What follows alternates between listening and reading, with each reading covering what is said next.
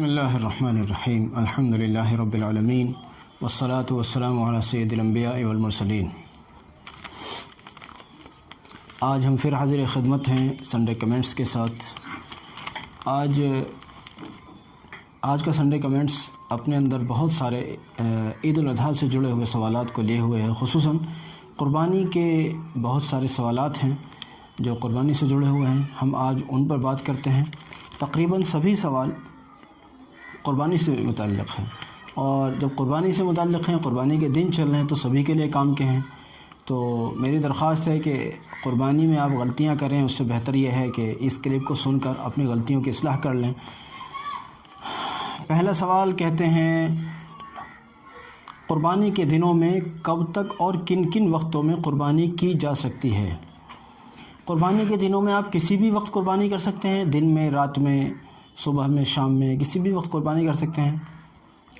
عید الاضحیٰ جو کل تھی یعنی کل ہفتے کے روز تھی، اس میں آپ نے نماز عید ادا کی، اور اس کے بعد سے لے کر کل جو دن آئے گا، یعنی آج اتوار ہے، کل جو پیر ہوگا، پیر کی مغرب تک، یعنی مغرب سے پہلے آپ اپنے جانور کو ذبح کر سکتے ہیں، اور چاہے دن میں کریں چاہے رات میں کریں، وہ کسی بھی وقت آپ کر سکتے ہیں۔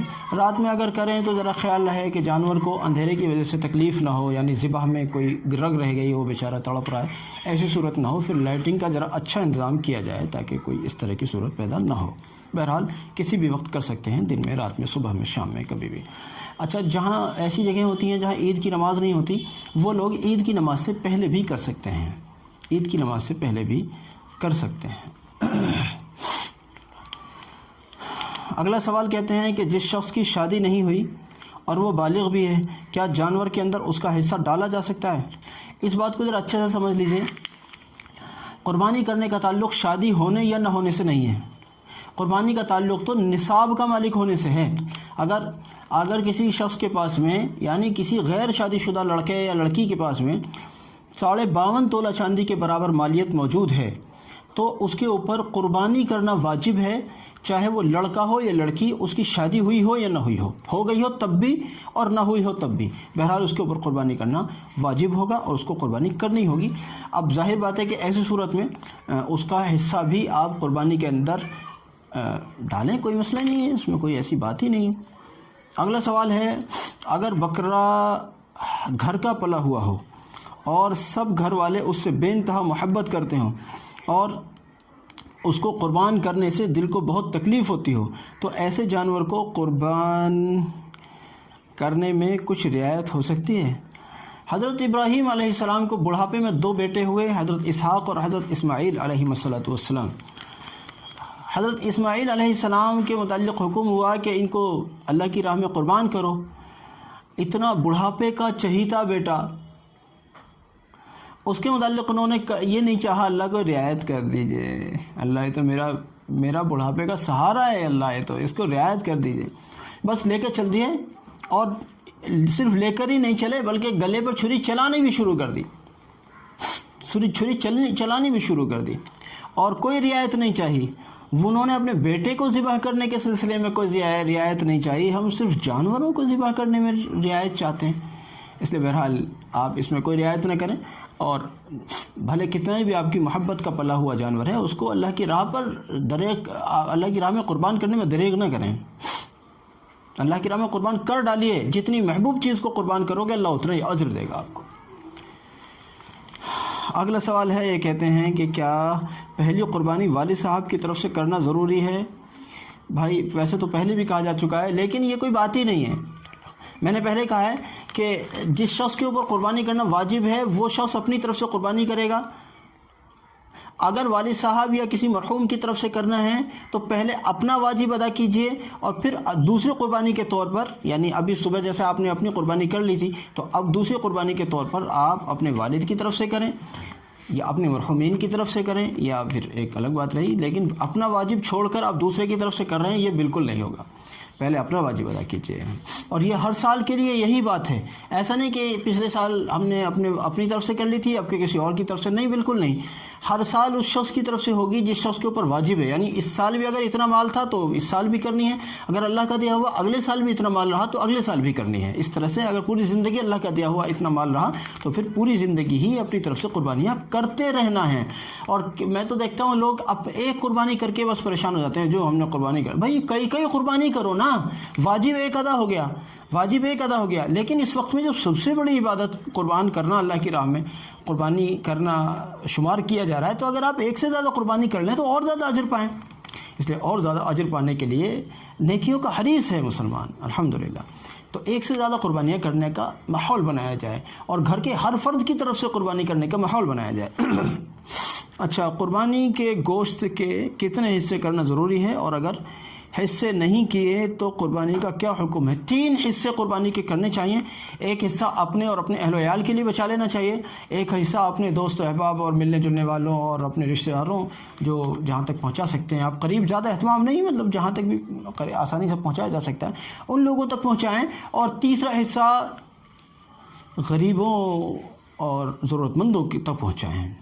یہ کام کریں بہرحال 3 حصے۔ لیکن اگر کوئی آدمی، چونکہ جب سے فریج آیا ہے، جب سے غریبوں کے گھروں پر کھانا پہنچانے کا تو رواج ہی ختم ہو گیا، بس فریج میں رکھو چلو صبح کھائیں گے، تو ایسی قربانی کا ہے کئی ہفتے تک لوگ کھاتے ہیں اور زیادہ تک بھی کھاتے ہیں، اور اس سے غریبوں کا چلا جاتا ہے۔ لیکن میرا مشورہ ہے کہ غریبوں کو ضرور دیں، لیکن اگر آپ نے سارا کا سارا اسٹاک کر لیا اور ایک بھی حصہ نہیں بانٹا، بہرحال قربانی آپ کی درست ہوئی لیکن آپ نے غریبوں کے حق کو ضائع کر دیا۔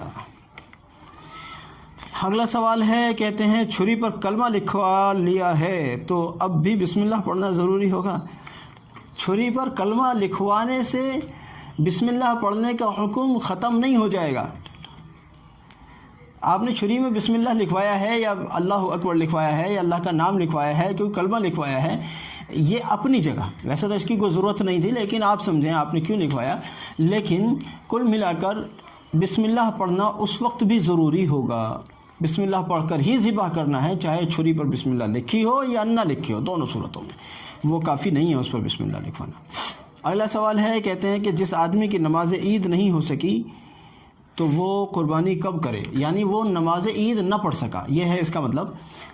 تو اگر وہ عید کی نماز نہیں پڑھ سکا تو آپ کی بستی میں اگر عید کی نماز ہو گئی ہے اور تو آپ قربانی کر سکتے ہیں اب، لیکن پہلے آپ کو کوشش کرنی چاہیے کہ عید کی نماز کی فکر کروں۔ اگر عید کی نماز سب جگہ ہو ہی گئی اور اب کوئی صورت ہی نہیں ہے، اب نماز عید مل ہی نہیں سکتی، تو بہرحال آپ کی بستی میں عید کی نماز ہو گئی ہے، اب آپ قربانی کر سکتے ہیں۔ اور اگر آپ ایسی بستی میں رہتے ہیں جہاں عید یا جمعے کی شرطیں نہیں پائی جاتی تو وہاں تو آپ فجر کے بعد بھی کر سکتے ہیں۔ اگلا سوال ہے، قربانی کا گوشت غیر مسلموں کو دینا کیسا ہے؟ جی، غیر مسلموں کو بھی آپ اپنی خوشیوں کے موقع میں شریک کریں اور غیر مسلموں کو بھی آپ قربانی کا گوشت دے سکتے ہیں، کوئی مسئلہ نہیں۔ آپ کے تعلق دار میں کوئی شخص ہے اس کو دیں، مل بانٹ کر کھانا چاہیے، بہت اچھی بات ہے، کوئی مسئلہ نہیں۔ آپ اکیلے ہی کھا گئے تو اچھا نہیں ہے نا، غیروں کو بھی دیں، ان سے دن اور رات کا تعلق ہے دنیا بھر کا، تو آج آپ کے گھر میں کھانے کی چیز موجود ہے اللہ کی دی ہوئی، تو اس میں ان کو بھی تو شریک کیجیے۔ یاد رکھیے، ہدیوں کے لین دین سے محبت بڑھتی ہے۔ اب چونکہ ہم تو آج کل ملک میں کس طرح تعصب جھیل رہے ہیں، تو ہمیں تو ہر قسم سے محبتیں بانٹنی چاہیے تاکہ ان لوگوں کو پتہ چلے کہ ہم محبت بانٹنے والے لوگ ہیں، تمہاری طرح ہم نفرتیں بانٹنے والے لوگ نہیں ہیں۔ کہتے ہیں کہ گوشت کو اندازے سے بانٹ دیں تو کیا درست ہوگا؟ یعنی حصے داروں میں جو بڑا جانور ہوتا ہے اس میں جو حصے دار 7 حصے دار ہیں یا اور کم حصے دار ہیں ان کو اندازے سے بانٹ دیں، یہ ہے ان کا سوال۔ اندازے سے نہیں بانٹنا ہے، فکس بانٹنا ہے، تول کر بانٹنا ہے۔ یہاں تک بھی ہے کہ کوئی شخص اگر سری اور پائے یا اس میں کا کچھ حصہ لے رہا ہے تو اس کو بھی تول میں جانا چاہیے، اتنا ہی اس کی طرف سے گوشت کم کر دیا جائے۔ مان لیجیے کسی نے کہا جی میرے کو 2 پائے دے دیجئے، تو پایوں کو ترازو میں رکھیے، جتنے کے پائے ہوتے ہیں اس کے حساب سے پھر گوشت اس کے حصے میں کم جائے گا۔ یہ نہیں وہ پائے بھی لے گیا اور گوشت بھی پورا مل گیا، نہیں، ایسا نہیں، حصہ برابر ہونا چاہیے۔ حضرت تھانوی رحمۃ اللہ نے لکھا ہے کہ اگر کوئی شخص فالتو لے کر جاتا ہے، یعنی جتنا اس کا ہوتا تھا اس سے زیادہ لے کر جاتا ہے، تو وہ سود ہے۔ حضرت تھانوی رحمۃ اللہ نے لکھا ہے اس کو کہ وہ سود ہے۔ اگلا سوال ہے، جانور کی کوئی چیز قصاب کو اجرت میں دینا کیسا ہے؟ جانور کی کوئی چیز جو قربانی کا جو جانور ہے اس کی کوئی بھی چیز آپ کسی کو بھی اجرت میں نہیں دے سکتے.